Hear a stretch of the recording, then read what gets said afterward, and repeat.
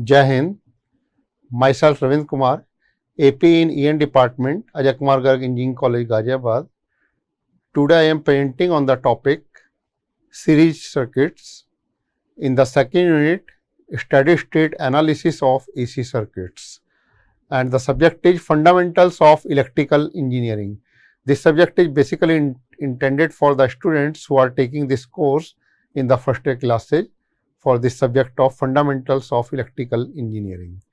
So, if we see in this, we will be discussing about different types of series circuit like RL series circuit, RC series circuit, RLC series circuits, what are the behaviors of those circuits in the AC supply.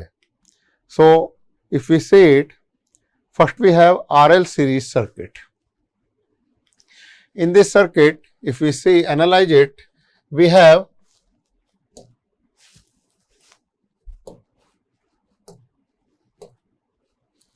R and L, they are connected in series with AC supply source like this. This is the supply voltage and these are R and L, they are connected in series and a current I is passing through them. So, when we draw the phasor diagram for this circuit, what we do? We take current I reference phasor and with respect to that voltage across different elements like R and L here, voltage across these elements, the phasors of those, they will be drawn with respect to current phasor. And why do we take current I reference phasor? Since current is same in all the different elements which are connected in series due to the property of series circuit. So, if we take it, the current will be taken as reference. Now, the voltage across R, that will be in same phase with current, since this is the property of resistance, while the voltage across L, that will be leading by 90 degree from current, and the resultant of these two voltages, that is VR and VL, that will become supply voltage Vs, or we can say the phasor sum of VR and VL, that is Vs. So, that is why we can write Vs square equal to VR square plus VL square, that can be written from this phasor diagram. And from this we can also write Vs square means I into Z square equal to IR square plus IXL square.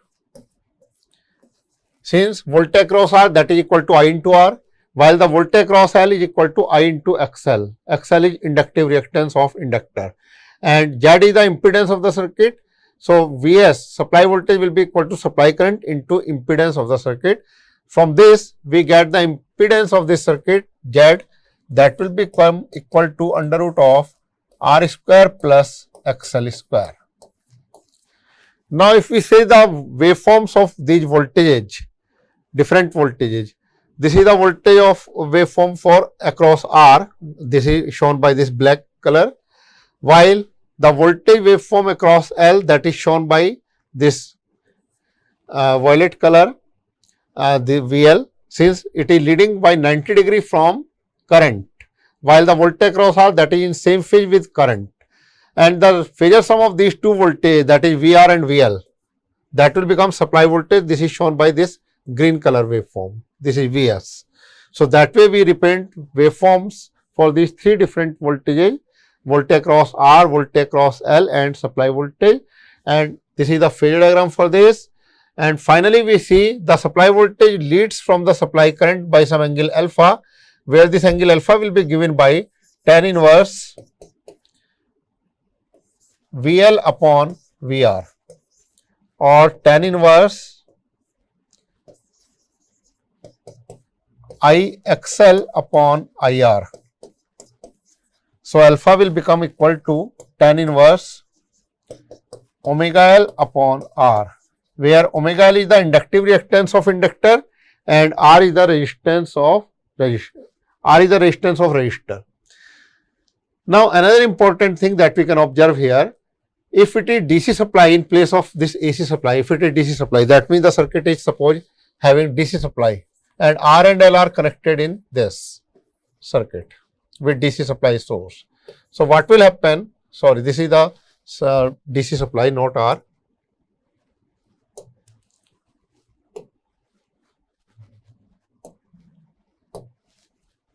So this is DC supply voltage V, and R and L are connected in series. So what will be happening in this case? The inductor will become short circuit since the frequency of DC supply is 0, and due to which omega L, which is XL, inductive reactance, that will become 0 in DC. And that time the current will become V by R in the circuit. Due to this, it is the behavior of this circuit in DC supply. So further, if we see, this is the method for finding the impedance of this circuit. That impedance is given by under root of R square plus XL square, and the unit for this will be ohm. Since the behavior of impedance is just similar to resistance, so the same unit will be there for impedance, whatever is the unit for resistance, that is ohm. So this is impedance phasor diagram, we can say. This is voltage phasor diagram that is there. So already we have observed that impedance of this circuit is coming as this, under root of R square plus XL square. Same thing is observed here also. Now further, another type of circuit we have, RC series circuit. In this case, resistance and capacitance, they will be connected in series with the supply, AC supply voltage.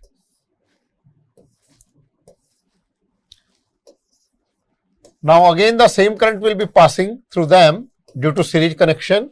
So if we draw the phasor diagram for this, same method will be applied again.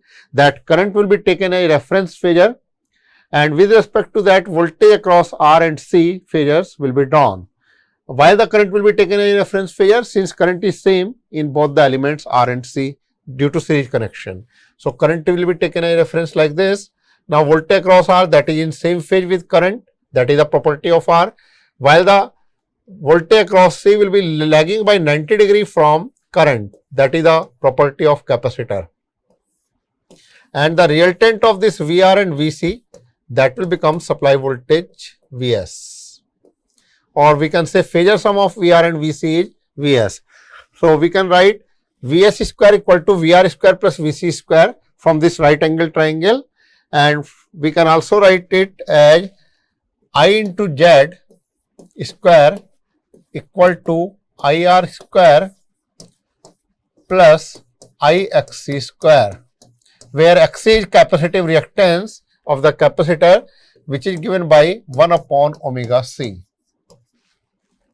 And from this, the impedance of the circuit will become under root of R square plus XC square. Unit will be ohm. And another thing we can observe, that supply voltage is lagging by angle theta from the supply current due to capacitive circuit, or we can say supply current is leading from supply voltage by angle theta, since it is capacitive circuit having R and C connected in series, and this angle theta will be given by tan inverse VC upon VR, or this will be given by tan inverse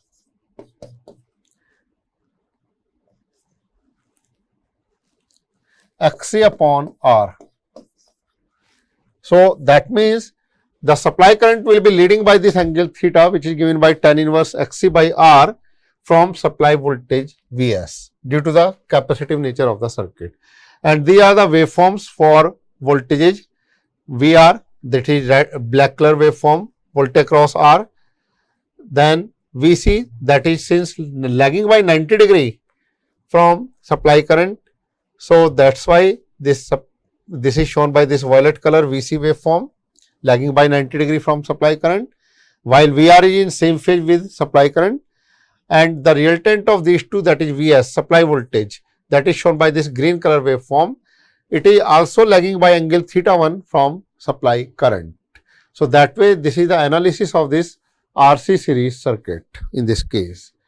Now further, this is the impedance phasor diagram. This is the voltage phasor diagram, and the impedance is given by this formula for this RC series circuit, that already we have calculated in the previous slide. Here that impedance of the circuit is given by this. So, same thing is observed here, that this is the impedance of this circuit. Now, next case we can take RLC series circuit. So, in this case, one resistance, inductance and capacitance, they are connected in series with this supply voltage. Vs is the supply voltage, and same current will go through all the three elements since they are connected in series. So, now if we draw the phasor diagram for this, again current will be reference phasor since current is same in all the three elements. Now, the voltage across R will be in same phase with the current. Voltage across L will be leading by 90 degree from the current.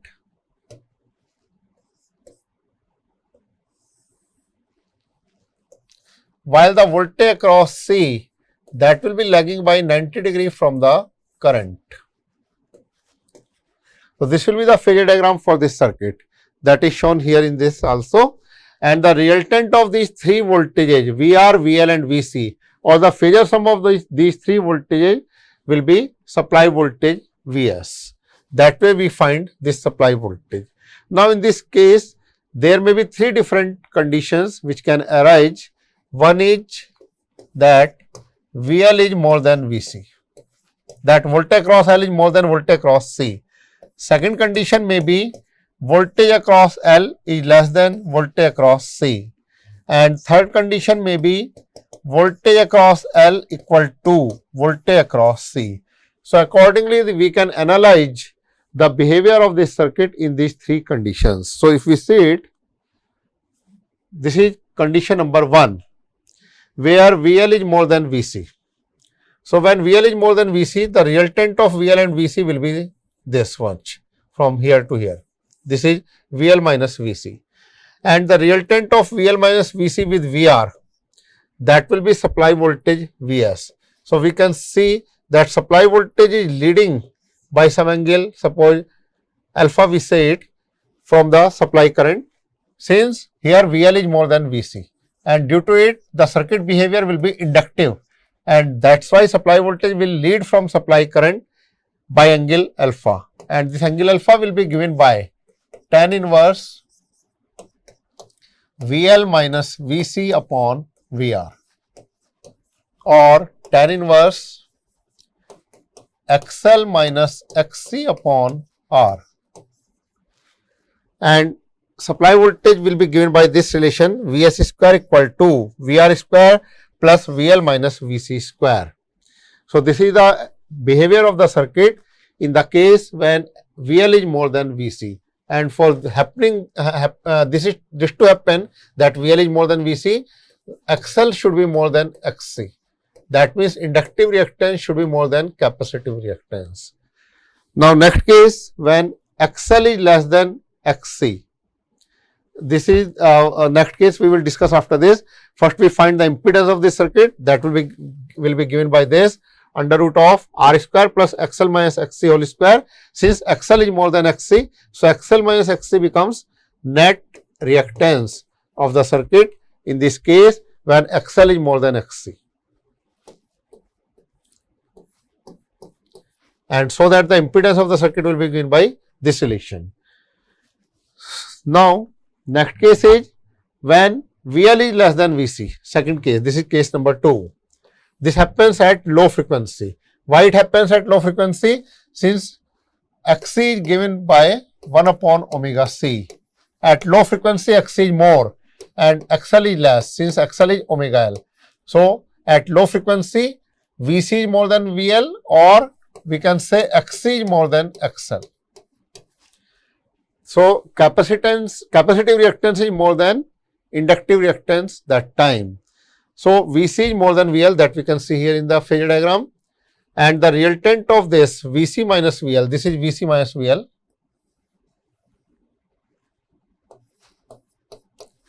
with VR, phasor sum of VC minus VL with VR, that is supply voltage Vs. So, we can write Vs equal to under root of VR square plus VC minus VL square. And also we can see that supply current will lead from the supply voltage by some angle. Suppose this angle is theta. So, theta will be given by tan inverse Vc minus VL upon VR, or tan inverse Xc minus XL upon R. Since this is also the axis for current, so since VR is in phase with I, or voltage across R is in phase with current. So, that this is the behavior of this circuit this time when X is more than XL or Vc is more than VL.